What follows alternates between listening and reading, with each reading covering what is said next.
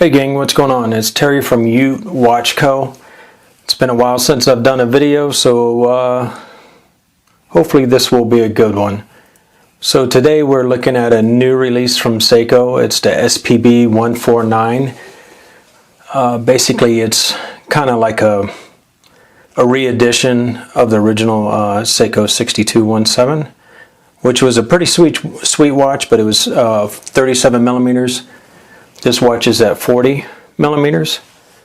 They did do another version a couple years back called the SLA.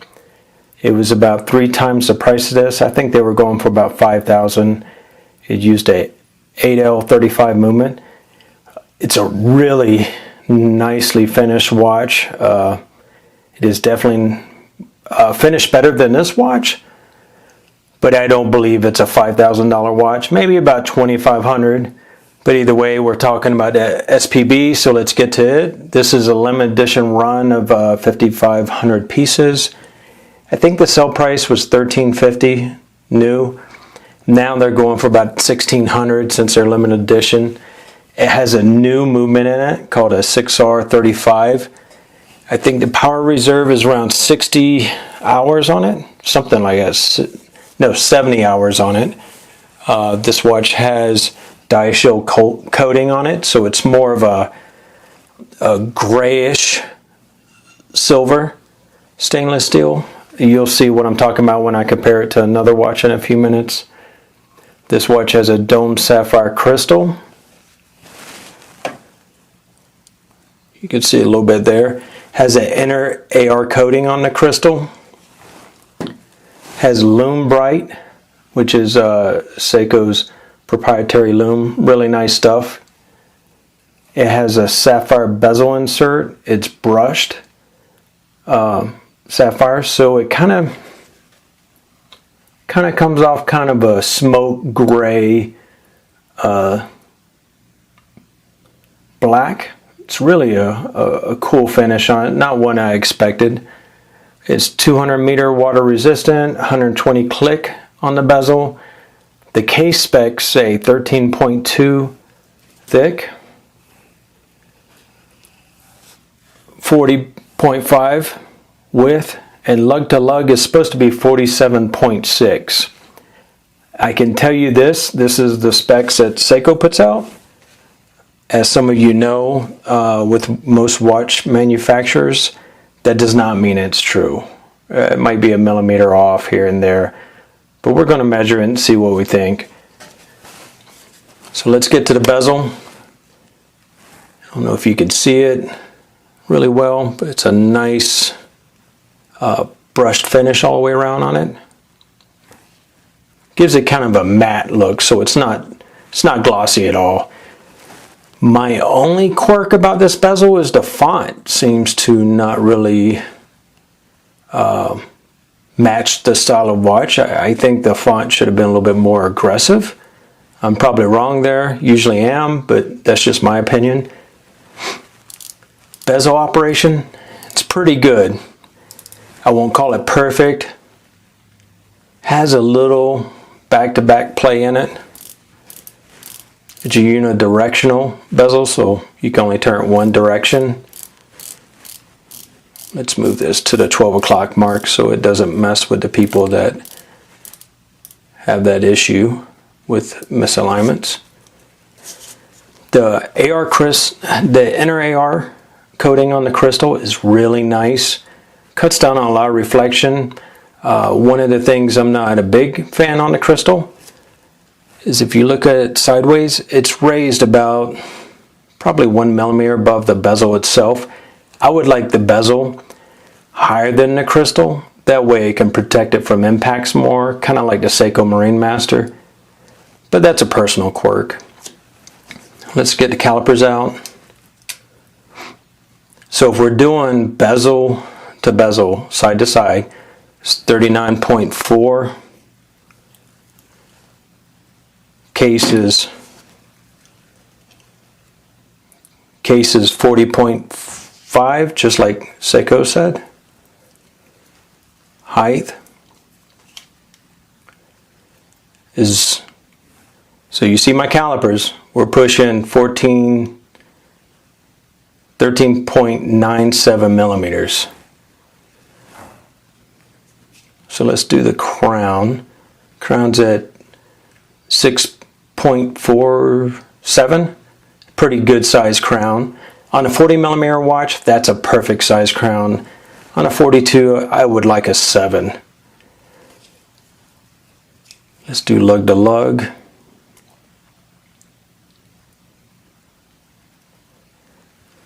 So lug to lug, we're looking at 47.3.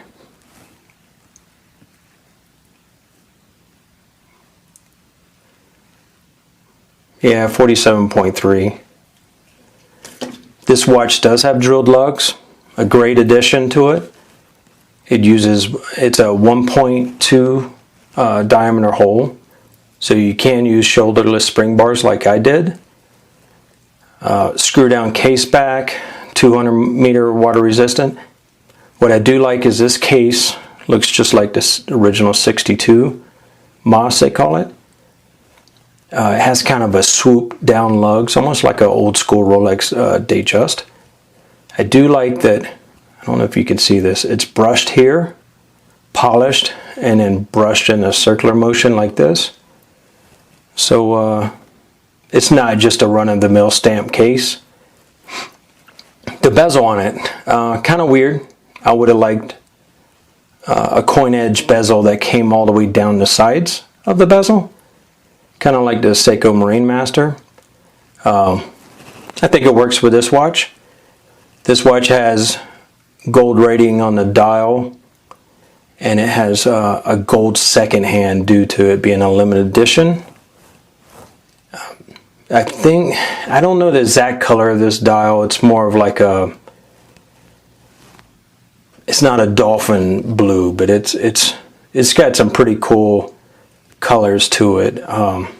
Works really well with it.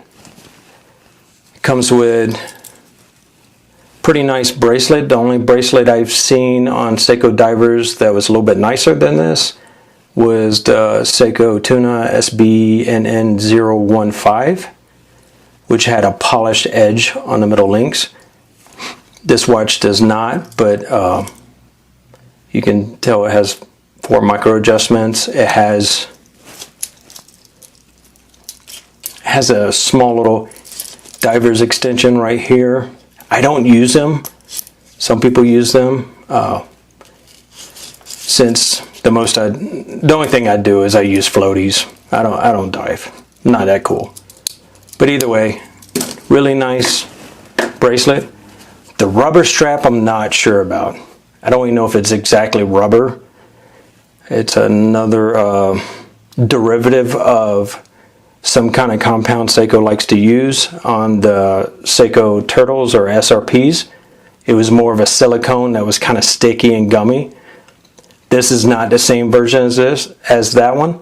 This one's more of a rubber polypropylene compound, so it will not collect dust.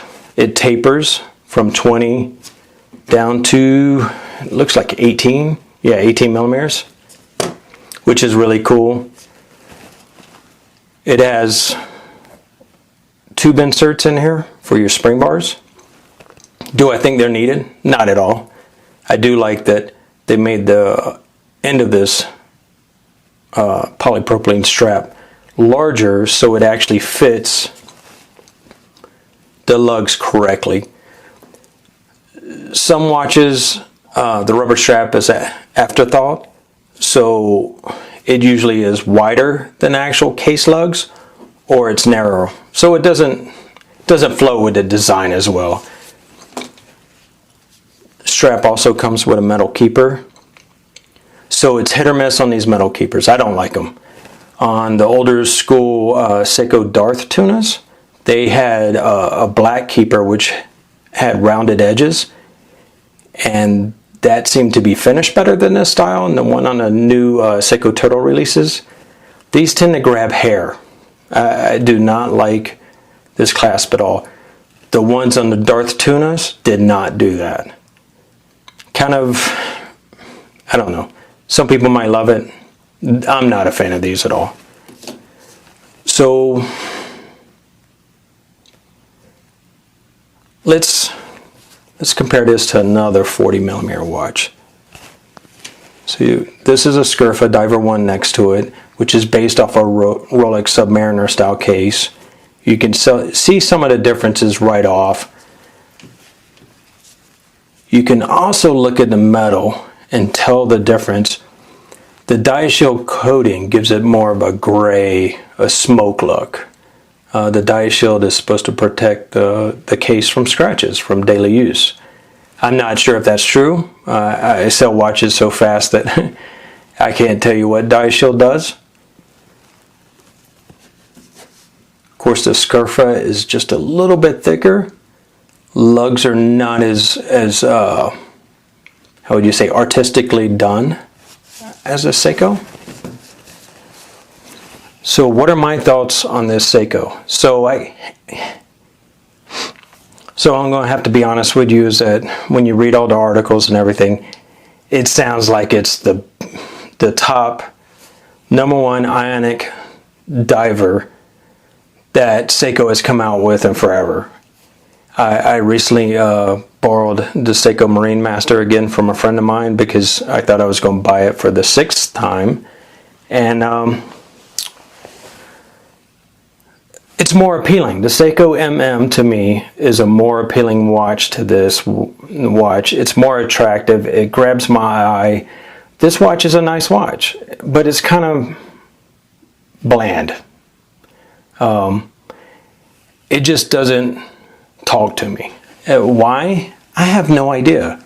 But I expected this watch to just grab me. After reading all the articles from the blogs, seeing videos, I thought the LE was going to be my last watch. I really did. When I put it on the wrist, I was like, oh, this watch is going to be so great. It's not for me. One of the things I can tell you right off I don't like, this bracelet right here weighs 85 grams. This watch weighs 85 grams. So it actually, you would think it would work better on the wrist. It doesn't. It doesn't flop around like some watches, like the Seiko Marine Master flops around on my wrist. That's why I did not buy it for the 6th time. But the bracelet complements the Marine Master on wearing it on my wrist better. The bracelet doesn't weigh as much as the watch, and I don't even know how to say it. It's just weird. When I put this one on, the same weight is on the top and the bottom, and it's a weird thing. And here's another thing that catches me off guard. So I think when the Seiko Turtles came out, the SRPs, Seiko, instead of hand looming their dials or looming them with a machine, it seems like they used kind of like a loom dot or a pod like that was glued to the dial.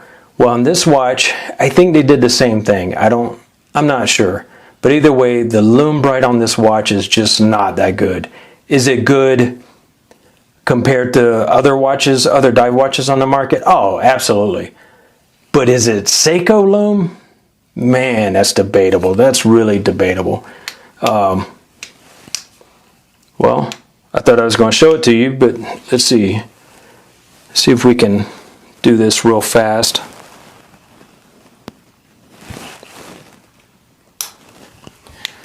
So right now it looks pretty decent. In about 30 minutes, that loom is not where it should be. It should not dissipate much in 30 minutes. It's not C1 loom, and it is brighter than C1 loom, but in my experience, it's in between C1 and loom bright on longevity. It just does not pop to me. So let's compare the size to a 7/5/48. So this is a 42 millimeter. Of course, it's not as finished as nice as this watch. It's also not 1350 new, but it wears better. You know, sometimes specs, well, actually a lot of times, specs do not correlate to real life experiences with a watch. And for me, this watch, it's just blah. It's not great. It's not perfect. It's good, but for $13.50, yeah, I'm not overwhelmed with it. If my comments upset you, you know, my bad, but hey, I'm not here to sell you something. I'm just here to give you an honest review. Hey, thanks for listening. Thanks for putting up with me, and have a great week, watch fam.